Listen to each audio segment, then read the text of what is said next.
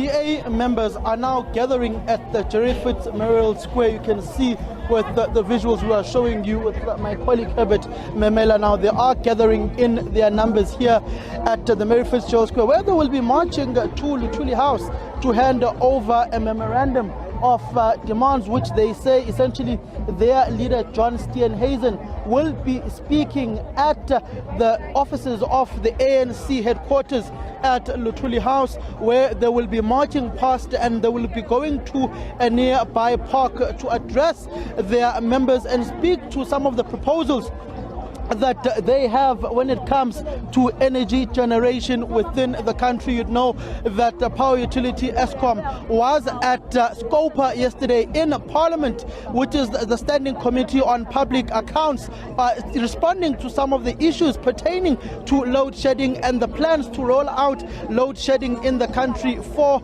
the next 2 years, which is an issue that many within South Africa are saying that the power utility is doing a disservice to the nation, as there is a blackout in South Africa currently, and saying that the ANC administration, through their court case on the ANC's cadre deployment policy, saying it is a cadre deployment that has landed the power utility into the mess that it's in right now. Eskom saying that it needs to roll out independent power producers within the country in order to ensure that there is energy security and that there are independent players coming on stream within the country to make sure that there is electricity at this point in time. We are waiting for the DA Chief Whip in Parliament, Siviwe Khwarube, to try and speak to us. We are on air right now, so can you just bring the Chief Whip, if it is possible, in order to speak to her, who is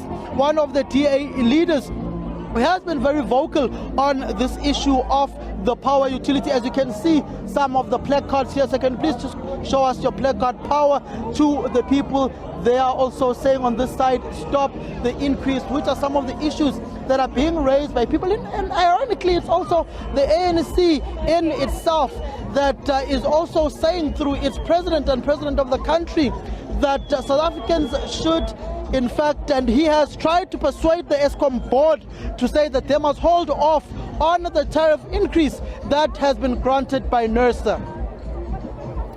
And Samkele, of course, many issues on this agenda today, also tied to that court process that's been taking place the past 2 days in the high courts. The DA very much in the news this week.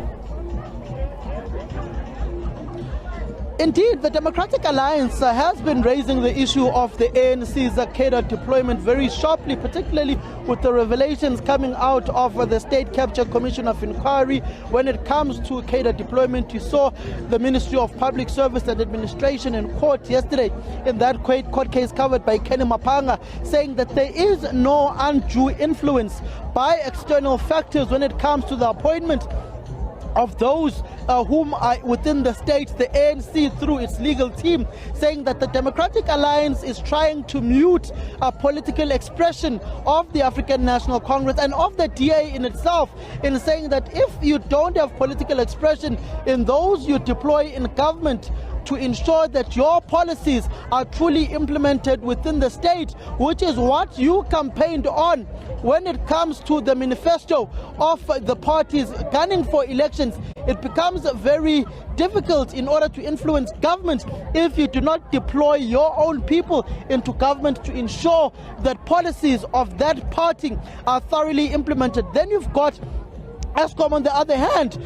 in the words of the ANC President Cyril Ramaphosa, saying that Eskom's problems date back to 1998, when Eskom and government was told that they need to build on new power stations, they need to maintain their power stations, and that simply was not done. Those are the words of the president of the ANC. at the ANC Provincial Executive Committee meeting in KwaZulu-Natal. See, you can hear one of the individuals from the DA saying load shedding is a crime in South Africa, also saying that time for ANC shedding. You've got another billboard here saying that stop the increase, and that power to the people, stop the increase as well, power to the people. So in essence, the Democratic Alliance is saying that power should be given back to the people. I'm just going to quickly speak to you, ma'am. Why do you deem it important for you to say the increase, the tariff increase must be stopped? What are some of the reasons that you are raising that it must be stopped, knowing that the power utility needs the money in order to make sure that there's energy security in the country? Look, we're working, right? We only have 4 hours of work a day because of the electricity, so we can't get paid. So how are we supposed to pay 18% more for electricity? This must stop now, immediately. What are some of the immediate steps that must be taken by the Democratic Alliance to make sure that there's no tariff increase? Get rid of the ANC, get rid of the cancer immediately. You've got 15 or 18 months or so to get rid of the government to get rid of the incumbent government when we go to elections in 2024. What are you hoping to see in the interim within these next 15, 18 months until we get to that all-important election? Well, you know what, I think 24, the ANC won't be there anymore. I think the DA will take over, and immediately, like, I'll give it a year or two and it will be 100%. Thank you very much, sir. You are saying load shedding is a crime. How are you affected when it comes to the issues of load shedding? I was affected by getting that people don't have power at house, cables are being stolen, and the thing is we don't get jobs. Because if there's no electricity, we can't get any jobs because companies will close down. That's my point of view. Are you currently employed or are you currently running your own business? I'm unemployed at the moment, trying to run my own business, but I can't get any help from nobody to run a business also. When it comes to the issues of load shedding, how does load shedding affect the business that you are trying to start off, and what is your business focused on? What is its core function? The thing is why it's because of there's no load shedding, and then you can't freeze anything, you can't sell anything that you need to sell, or you can't help people to make sure that you sell your products, your meat products and all of it. Thank you very much. So these are some of the issues that are being raised here by DA members, saying that load shedding is a crime, load shedding must be done away with. Some saying that the only way to resolve the issue of load shedding is to get rid of the ANC government come 2024. So just to bring you in before we go to our colleague Natasha, the Democratic Alliance, as a leader, you are marching to Luthuli House today. What are you anticipating that you will get from the ANC headquarters?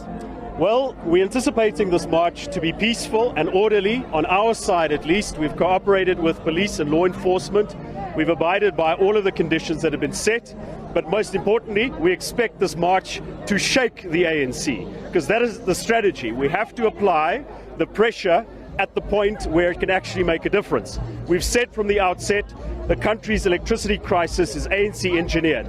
ANC cadre deployment and ANC-sponsored state capture landed Eskom in the position that it's in, and currently ANC policy and ANC ministers are standing between the country and a solution to the electricity crisis. Who are those ministers that are standing between the country and a solution to the electricity crisis? In particular, when you look at the bringing on stream of independent power producers, it is the umbrage of the Minister of Mineral Resources and Energy. Then you've got the Minister of Public Enterprises, Pravin Gordhan, who is effectively in charge of the power utility Eskom.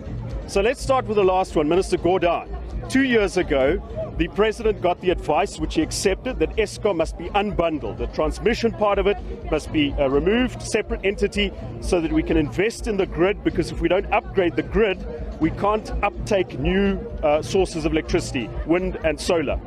That has been stalled by Minister Gordhan. Even President Ramaphosa's advisors have confirmed this. Minister Mantashe is an ally of the coal lobby.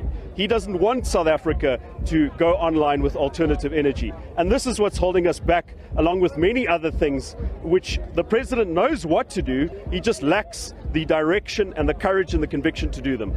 What is the thesis and what is the brains behind? You've got a base load of coal which is going to last you for the next 300, 400 years, and you've got tons of coal being exported out of the country in Richards Bay coal terminal, going abroad, going to Europe, where Germany is going back to coal-powered stations. The United Kingdom is building one of the biggest ever coal-powered power plants in the history of mankind. You've got the Asia as well. China is building coal-powered stations once again. Why should we take our coal deposits, export them abroad, instead of using them and solely rely on independent power producers? The president of the ANC just this week said that it would be reckless and irresponsible just to switch off coal and go to something that you cannot store, which is renewable energy.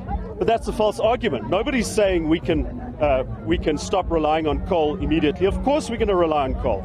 There has to be an energy mix. The majority of Eskom's current capacity is based on coal, but we can't allow coal to prevent the country from diversifying our sources of energy. We can't say because we've got all of this coal we should avoid reforms and upgrades necessary to uptake wind and solar. The point is coal is not enough. It's part of the mix, it's not enough. And I think that's the simple point. Anybody who says that it's a choice between coal and alternatives is making a false argument, and that's not the argument the DA is making. Are you ready to go into the boxing ring at Luthuli House? Last time there was cop and donor there. People had left there with blooded nose. This time around, are you anticipating any violence? The last time we marched in Luthuli House was in fact when President Jacob Zuma was in power. That was relatively peaceful. Of course, we anticipate some resistance. We have shaken the ANC. The Youth League has even threatened violence. But we're confident that the law enforcement will do their work. We've got some private security to assist law enforcement. But the important principle is this is a liberal democracy. And if we can't go out into the streets and deliver a political message, then society as a whole is less free and, quite frankly, less safe. Why go to the streets instead of being around the table and engaging with Eskom executives and finding a lasting solution? What solution is there to marching? So 6 months ago, the president asked leaders of opposition parties to meet with him. The DA presented the president with our reforms. That led to his plan, and subsequently, very little of that plan has been implemented. In fact, the situation at Eskom has deteriorated. So the president is not going to be persuaded by nice arguments over a boardroom table. We have to apply the pressure. We have to force his hand. And that's why we're going to the streets. We're a political party. We're not political commentators. We're here for a solution. Thank you very much. That is the Democratic Alliance saying that they need to shake the government off. They need to make sure that they get their message across to the president of the ANC, to the president of the country, and to the governing party, whom later on today, through their Secretary General Fikile Vuta Mbalula, will be having an energy symposium at the University of Johannesburg, trying to find solutions to this energy crisis. But I am not alone in this broadcast. I am with my other colleagues, Mbalente Mtetwa and also Natasha Piri, whom we will be linking to now at this point in time. Over to you, Natasha.